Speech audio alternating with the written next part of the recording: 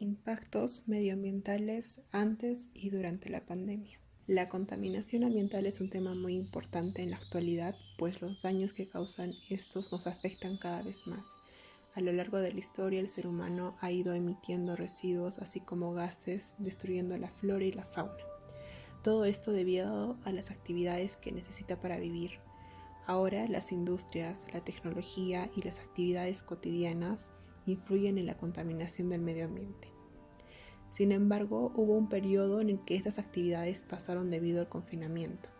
Ya que el virus se propagaba muy rápido, entonces los gobiernos tuvieron que restringir muchas de las actividades, tales como el estudio, el trabajo, el transporte, entre otras muchas. Este video tiene el objetivo de hacer una comparación en alguna de esas características antes y después de la pandemia para observar si el confinamiento tuvo influencia en la contaminación medioambiental. Emisiones atmosféricas. Antes de la pandemia, las emisiones atmosféricas provienen del proceso de industrialización, teniendo al dióxido de carbono, CO2, siendo el gas más importante en el efecto invernadero. El IPCC nos indica que hubo un aumento de gases de efecto invernadero entre los años de 1970 al 2010. Este aumento fue de una gigantotonelada de CO2.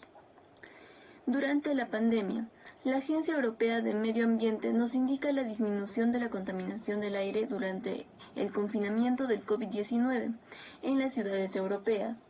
Esto se debe a las bajas actividades industriales que hubo, lo que dejó bajas emisiones de CO2 y no solo en Europa, sino en el mundo entero. Residuos sólidos pre y post a la pandemia.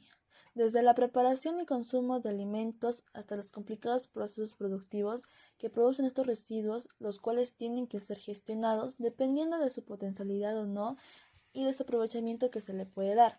Tras la pandemia, quedarse en casa pasó a ser de una de las medidas de autocuidado y el funcionamiento de los residuos sólidos tuvo implicaciones sanitarias y del medio ambiente en lo cuanto a la generación de estas.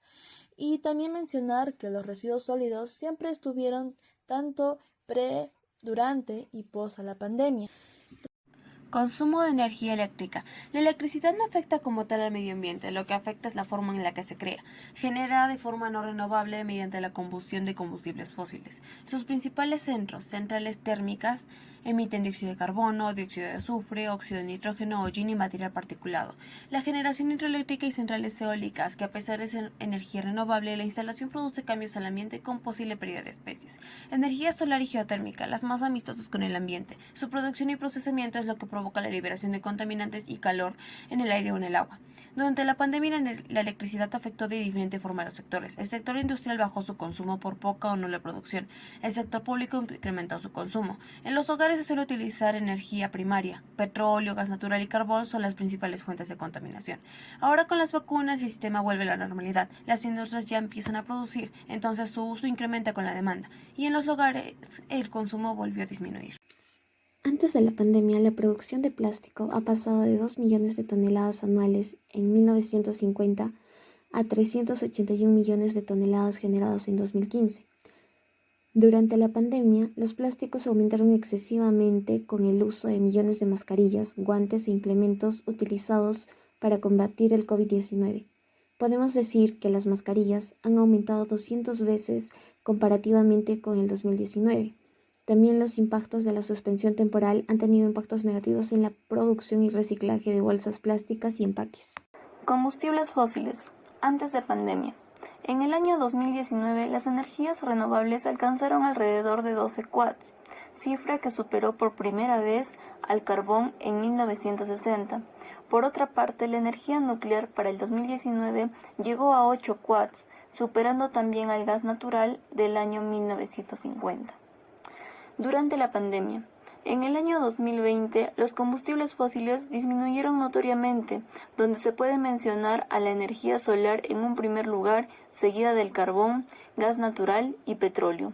Caso contrario, las energías renovables que aumentaron. Un año después, para el 2021, con retorno de las actividades, los recursos no renovables comenzaron a aumentar en gran cantidad.